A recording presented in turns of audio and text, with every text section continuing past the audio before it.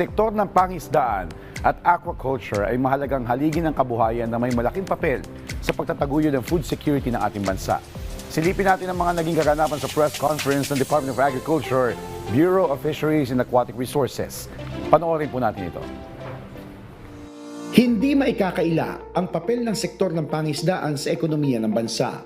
Mula sa produksyon ng pagkain hanggang sa pagbibigay ng hanap buhay, milyon-milyong Pilipino ang umaasa sa palaisdaan at aquaculture para sa kanilang kabuhayan.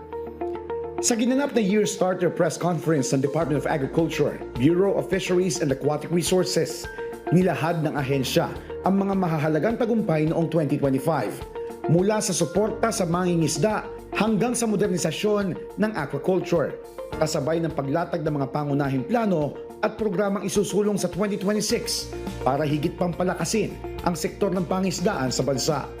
Isa sa mga tampok na aktibidad ang Big African Catfish Harvest Celebration, isang hakbang para muling ipakilala at palawakin ang sustainable production ng African catfish o mas kilala sa tawag na hito.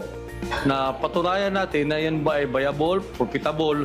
So within 4 months, nakita natin yung kanilang growth rate na yun pala ay talagang napaganda po ang potential ng ating African hito na pwede natin i-adapt, i-promote sa ating mga farmers and fisher folks kung sinong gusto mag-alaga. I encourage talaga sa lahat mga ating mga technical centers during my leadership na magkaroon po tayo tinatawag na primary commodity. Sa patuloy na inobasyon at pagtutok sa sustainable aquaculture, pinapalakas hindi lamang ang produksyon ng isda, kundi pati ang ekonomiyang umaagos mula sa palaisdaan.